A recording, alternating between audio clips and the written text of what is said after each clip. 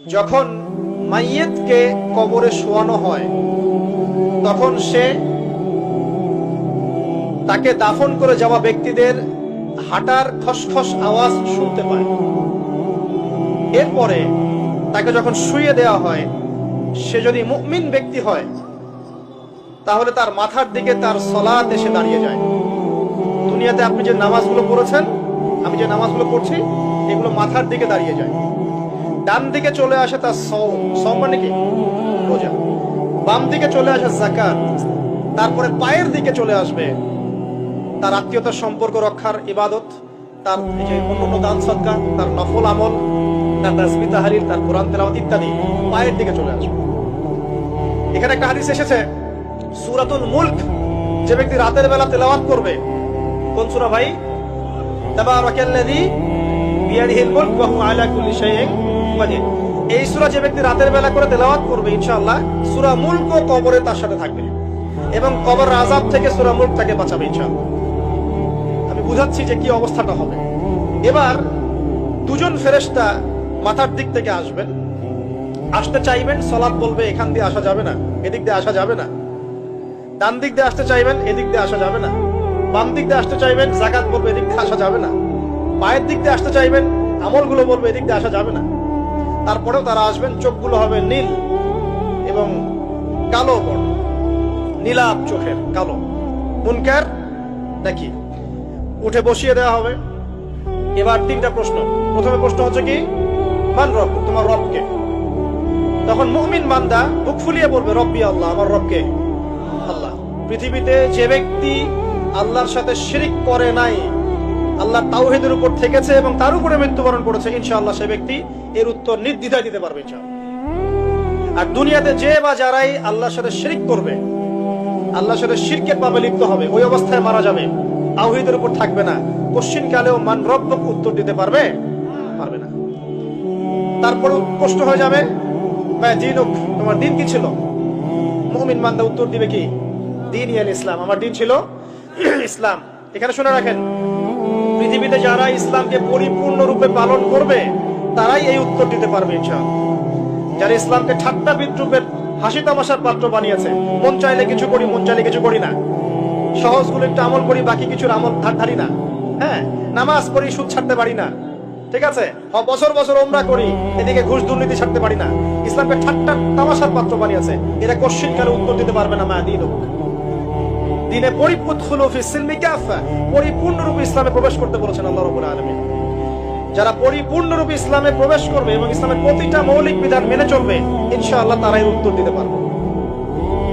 এরপরে আসবে তৃতীয় প্রশ্ন। নবী সাল্লাল্লাহু আলাইহি ওয়াসাল্লামকে দেখানো হবে, যখন দেখানো হবে তখন সূর্য যখন ডুবে যায়, যে দৃশ্যটা আমরা দেখতে পারি না, ওই দৃশ্যটা ভেসে উঠবে এবং মুমিন বান্দা অস্থির হয়ে যাবে, বলবে আমাকে ছেড়ে দাও, আমি নামাজ পড়বো। সুবহানাল্লাহ। কারণ তার কাছে মনে হবে যে আসরের ওয়াক্ত হয়ে গেছে, আসরের ওয়াক্ত হয়ে গেছে, আসরের ওয়াক্ত চলে যাচ্ছে, আমাকে নামাজ পড়তে হবে। চিন্তা করেছেন? ওই যে একটা হাদিস আছে না, যে 7 শ্রেণীর মানুষকে আল্লাহ রাব্বুল আলামিন আরশের ছায়া দিবেন। তার মধ্যে এক শ্রেণীর মানুষকে, যার অন্তর মসজিদের সাথে ঝুলে থাকে, তার মন মসজিদের সাথে ঝুলে ছিল, এই সূর্য ডুবে গেল বলে আমাকে ছেড়ে দাও, আমি নামাজ পড়তে যাব। তখন ফেরেশতারা বলবেন তোমাকে নামাজ পড়তে দেয়া হবে, তবে তার আগে তুমি এর উত্তর দাও। কি উত্তর? এই ব্যক্তির দিকে তাকাও। তখন নবী সাল্লাল্লাহু আলাইহি ওয়াসাল্লামকে দেখানো হবে, সাল্লাল্লাহু আলাইহি ওয়াসাল্লাম দরুদ পড়বেন। বলা হবে যে এই ব্যক্তির সম্পর্কে তোমার কি ধারণা?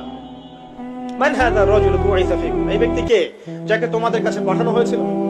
মুমিন ব্যক্তি নির্দ্বিধায় বলে দিবে যে তিনি হচ্ছেন আমার নবী মুহাম্মদুর রাসূলুল্লাহ সাল্লাল্লাহু আলাইহি ওয়াসাল্লাম। দেখুন, পৃথিবীতে যে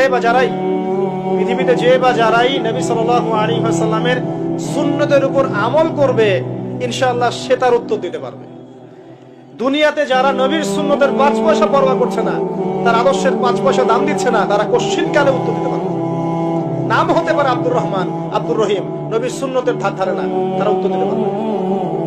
নবীর সুন্নতের গুরুত্ব কত গভীর, এটা আমাদেরকে এখান থেকে বুঝতে হবে। তাই প্রিয় যুবক ভাইরা, মুসলিম ভাইরা, আমাদের জীবনটাকে নবীর আদর্শ এবং সুন্নতে ঢেলে সাজাতে হবে। সকাল থেকে সন্ধ্যা পর্যন্ত প্রতিটা কাজ করবো কার তরিকায়? রাসূলের তরিকায়। নামাজ পড়বো তার তরিকায়, রোজা, সিয়াম, হজ, যাকাত, আমল, মুআমালাত, আখলাক সব কার তরিকায়? নবী সাল্লাল্লাহু আলাইহি ওয়াসাল্লামের তরিকা অনুযায়ী ইনশাআল্লাহ। আল্লাহ পাক তৌফিক এনায়েত করুন, আমিন। এবার ফেরেশতা দুইজন জিজ্ঞাসা করলেন অবাক হয়ে, তুমি কিভাবে এটা জানলে? তুমি কিভাবে এই তিনটা প্রশ্নের উত্তর দিতে পারলে? কারণ বেশিরভাগ মানুষ তো উত্তর দিতে পারবে না, বেশিরভাগ মানুষই এই উত্তর দিতে পারবে না। কারণ কিয়ামতের মাঠে 1999 জন মানুষ জাহান্নামে যাবে, নাউজুবিল্লাহ। তো এটা কঠিন পরীক্ষা। আল্লাহ রাসূল সাল্লাল্লাহু আলাইহি ওয়াসাল্লাম বলেছেন যে নিশ্চয়ই তোমাদেরকে এখানে পরীক্ষায় ফেলা হবে, আর তোমরা যদি এই পরীক্ষা জেনে তোমাদের মৃতদেরকে দাফন করা থেকে বিরত না থাকতে, তাহলে আমি তোমাদেরকে শুনিয়ে দিতাম কবরে কেমন পরীক্ষা হয়। মানে যদি আমরা শুনতে পারতাম যে কবরে কেমন পরীক্ষা হয়, আমরা ভয়ে আমাদের মৃতদেরকে দাফন পর্যন্ত করতাম না। এটা নবীজি বলছেন সাল্লাল্লাহু আলাইহি ওয়াসাল্লাম। তাকে জিজ্ঞাসা করা হবে যে তুমি কিভাবে জানলে এটা? বেশিরভাগ মানুষ তো পারে না উত্তর দিতে। তখন সেই ব্যক্তি বলে বসবে, সেই ব্যক্তি বলবে যে করাতু কিতাব আল্লাহ, আমি আল্লাহর কিতাব এই কোরআন পড়েছি। মুমিন বলবে আমি আল্লাহর কোরআন পড়েছি, ফাআমানতু বিহি, আমি এর উপর ঈমান এনেছিলাম, ওয়া সাদ্দাকতু, এবং সত্যায়ন করেছিলাম। অতএব দুনিয়াতে যারা দ্বীনের জ্ঞান অর্জন করছে না, কোরআন পড়ছে না, হাদিস পড়ছে না, পড়াশোনার চেষ্টা করছে না, জানার চেষ্টা করছে না, কবরে পাওয়ার পর ডিফিকাল্ট আছে। এটা একটা অন্যতম প্রশ্ন। আমরা কিন্তু মনে করি তিনটা প্রশ্ন হচ্ছে, আসলে প্রশ্ন হচ্ছে কয়টা? 4টা। তিনটার পরে আরো একটা এক্সট্রা। কিভাবে জানলে? তখন উত্তর দিচ্ছে আমি আল্লাহর কিতাব পড়েছি, ঈমান এনেছি, সত্যায়ন করেছি। সুবহানাল্লাহ।